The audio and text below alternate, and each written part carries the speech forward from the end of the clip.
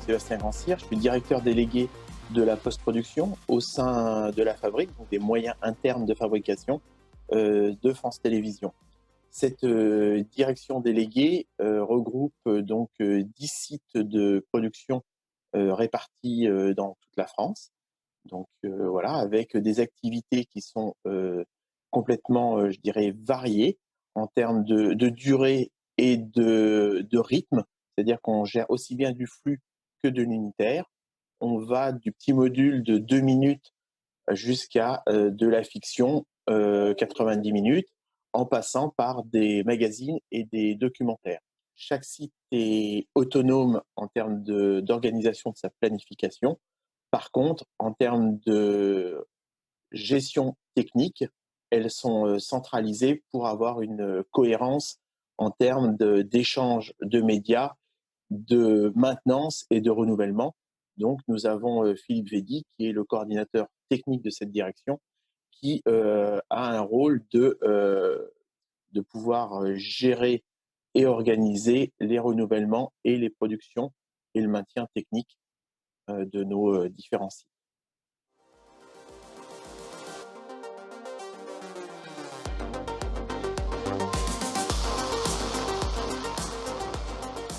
L'arrêt a été brutal, donc l'anticipation a été très très courte. Nous avons pu, je dirais, soit emmener quelques machines à vide en stand-alone pour pouvoir terminer avec un disque dur sur place, mais toutes les autres productions, il a fallu réinventer un process ce process, on l'a réinventé dans l'urgence, mais était quand même un peu dans nos tuyaux, puisque depuis, je dirais, plus d'un an, la réflexion était quand même déjà dans nos têtes avec vous, puisque nous avions renouvelé nos serveurs Isis par des Nexis pour pouvoir aussi profiter de ces fonctionnalités-là, tout comme l'ouverture des accès hors France Télé, nous n'avons pas pu le mettre en place, d'où cette solution que nous avons mis en place avec vous pour pouvoir répondre aux besoins de l'urgence sans trop changer aussi les habitudes de nos techniciens, monteurs, qu'ils puissent retrouver leur application chez eux et sans aussi mettre à contribution chaque monteur d'avoir une station de montage dont un ordinateur, je dirais, avec certaines capacités, là, puisqu'on avait juste besoin d'avoir en gros une liaison et un ordinateur relativement récent, on va dire, pour pouvoir fonctionner. Puis exactement le délai, mais je dirais en une semaine et demie, nous avons pu commencer à travailler ensemble sur, je dirais, un POC qui a permis de pouvoir tester si ça correspondait à nos besoins. Ça a permis de valider, je dirais, techniquement, dans un premier temps, si techniquement ça répondait, et deuxièmement, de pouvoir aussi répondre aux besoins de finir et de produire pour alimenter nos antennes, et troisièmement, sans un changement total d'application vis-à-vis de nos monteurs. Le temps, je dirais, on courait après le temps et on n'avait pas le temps de former les monteurs. Il fallait très rapidement qu'ils soient opérationnels pour pouvoir monter.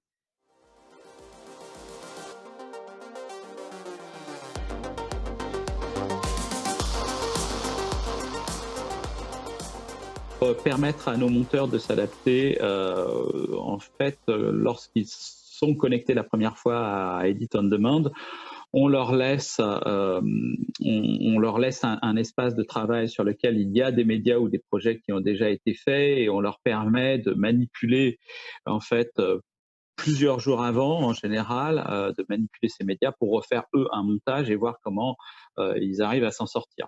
On leur laisse aussi le temps avant le montage de recréer leurs settings dans chacune des machines qu'ils vont utiliser.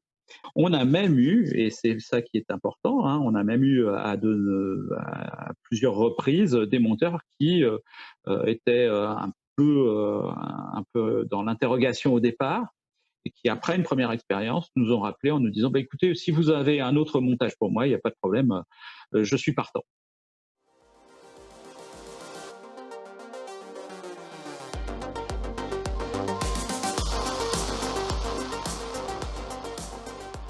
Il a fallu convaincre un certain nombre d'utilisateurs qui étaient persuadés que l'ordinateur qu'ils avaient à disposition chez eux ne leur permettrait pas de pouvoir monter.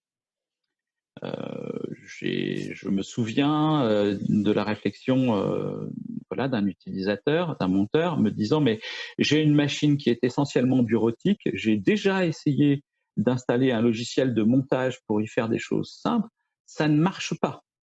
Et en fait, tout simplement parce que son ordinateur se transforme juste en une télécommande d'un ordinateur distant qui lui est puissant, il n'y a pas eu de problème. Il a pu enfin monter de chez lui.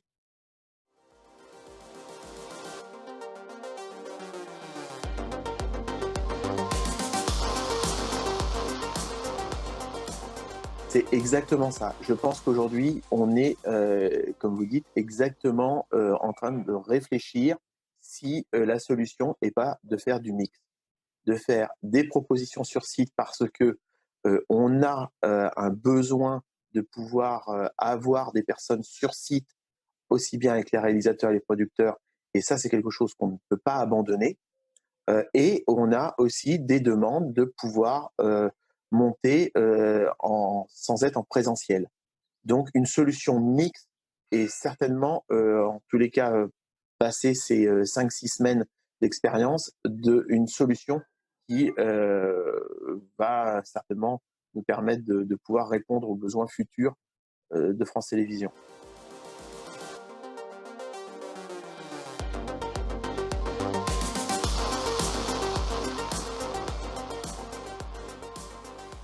Le conseil qu'on peut donner, c'est de faire ce qu'on se fait en ce moment avec Philippe. Nous passons beaucoup de temps à faire des démonstrations. Parce qu'aujourd'hui, le télémontage ou le montage à distance, rien que ce mot-là fait peur. Et le fait de faire des démonstrations avec aussi bien des utilisateurs, mais aussi bien des producteurs ou des agences ou des syndicats de production, leur faire voir qu'en fin de compte, ça change rien. L'affichage est la même chose, la fluidité de l'image est la même, permet, je pense, énormément de faire tomber le tabou de télémontage. Ce qui est important aussi dans le système, c'est qu'il y a la possibilité que un producteur ou un réalisateur puisse injecter lui-même ses médias. Je pense que ça aussi, c'est un plus, parce qu'aujourd'hui, le réalisateur ou le producteur nous envoie son disque dur ou ses médias, et nous, on ingeste. Je pense que la seule personne qui connaît et qui maîtrise parfaitement ces médias, c'est bien le réalisateur.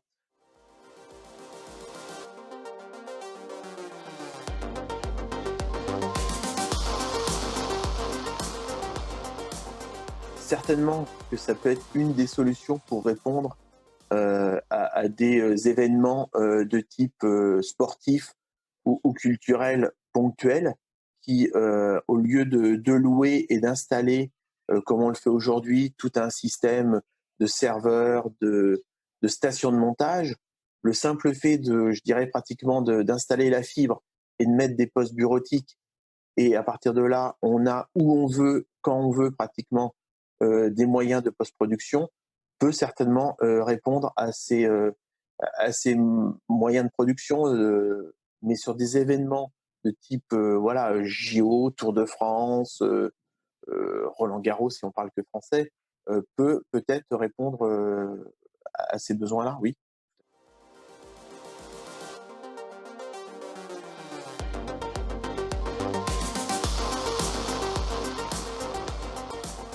On va réfléchir sur qu'est-ce qu'on doit doter, je dirais, d'éléments entre autres portatifs. Là, on n'a pas eu le temps parce qu'en gros, fallait rester chez soi et pas ressortir. Mais demain, je dirais, on peut tout à fait prévoir un petit fly et dire au monteur, bah, tu pars avec le petit fly, et dans le petit fly, il y a un PC bureautique, il y a un écran 17 ou 21 pouces, deux petites enceintes, et puis voilà. Et quelque part, il a un confort.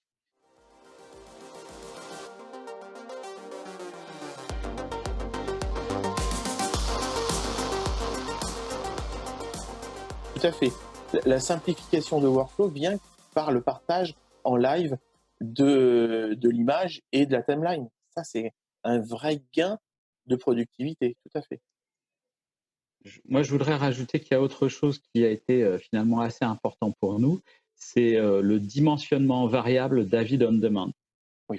Pouvoir commencer avec un certain nombre de PC et puis en fonction des besoins d'augmenter ce nombre de PC pour les utilisateurs, ça nous a permis de travailler beaucoup plus sereinement.